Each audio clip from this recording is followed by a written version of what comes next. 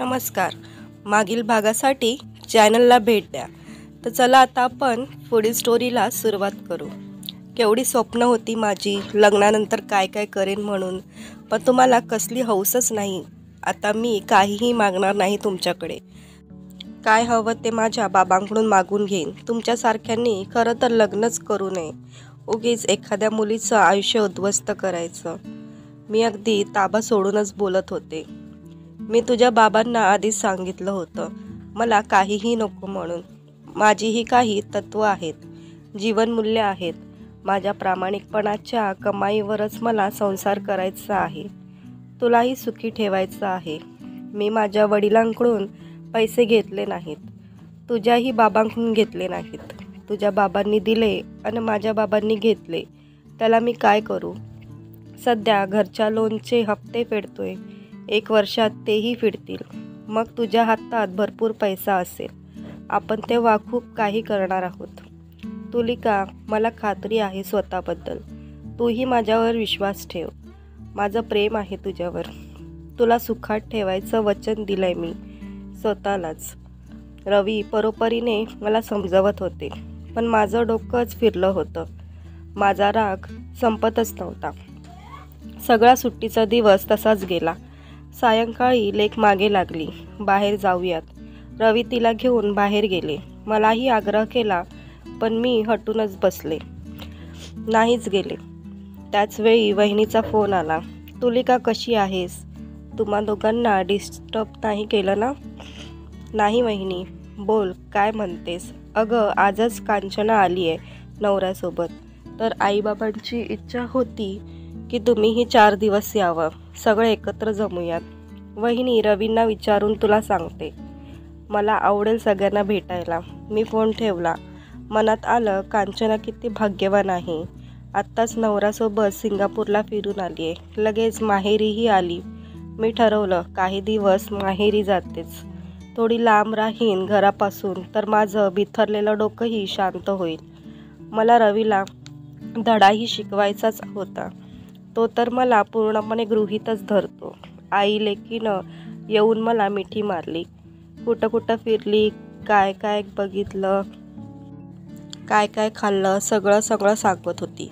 खूप आनंदात होती. आईबाबांनी तुझ्यासाठीही आईस्क्रीम आणलंय, नीमा म्हणाली. मला नाही खायचं.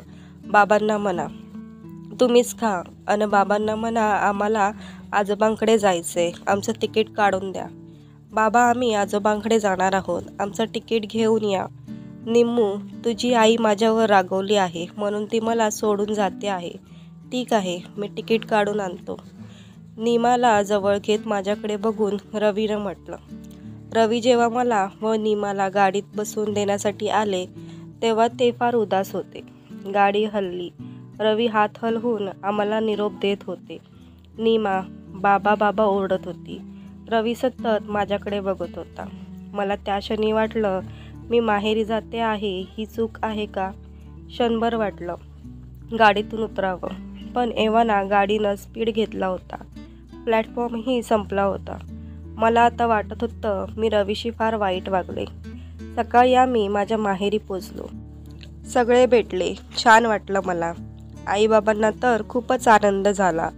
रवीबद्दल सर्वांनी विचारलं. मी म्हटलं सध्या त्यांना रजा मिळाली नाही, पुढे येतील.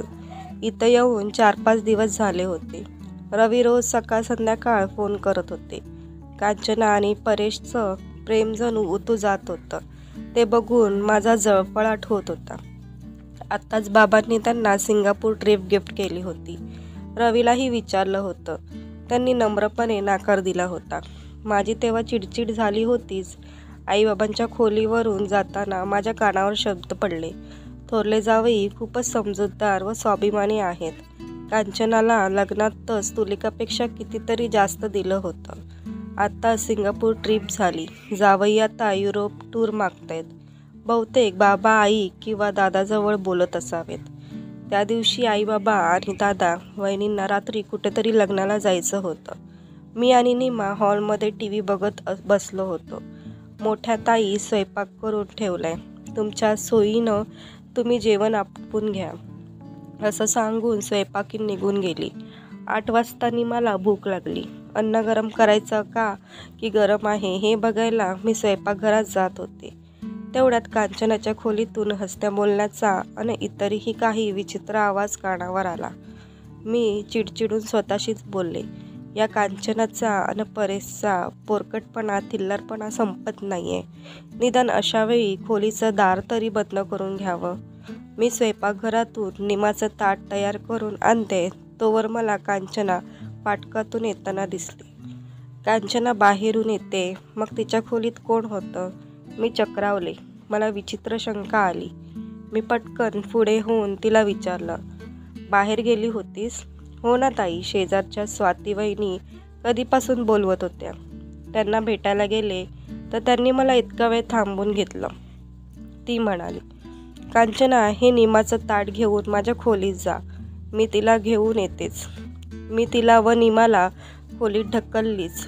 मागे वळून बघते तर शेजारी स्वाती वहिनीकडे कपडे धुणारी कम्मो ब्लाऊजची बटन लावत हसत हसत कांचनाच्या खोलीतून बाहेर पडताना दिसली. साडी केस अस्तव्यस्त होते. माझ्याकडे लक्ष जाताच ती चपापली आणि घाबरून पटकन मागच्या दारातून निघून गेली. माझे हातपाय गार पडले. परेश एका मोलकरणीशी असे संबंध ठेवतो? किती हलकट आहे हा माणूस. आणि माझ्या वडिलांच्या पैशांवर पण ह्याचा डोळा आहे. माझ्या बहिणीशी प्रेमाचं नाटक करतोय. मी कशीबशी खोलीत पोचले. खोलीत निमा मावशीकडून गोष्ट ऐकत जेवत होती. ताई, हिचं जेवण आटोपलंच, कांचना म्हणाली. तू जा आता, मी तिला झोपवते. तर मित्रांनो, पुढील भाग लवकरच येईल. आणि स्टोरी आवडली असेल तर लाईक करा, चॅनलला सबस्क्राईब नक्की करा.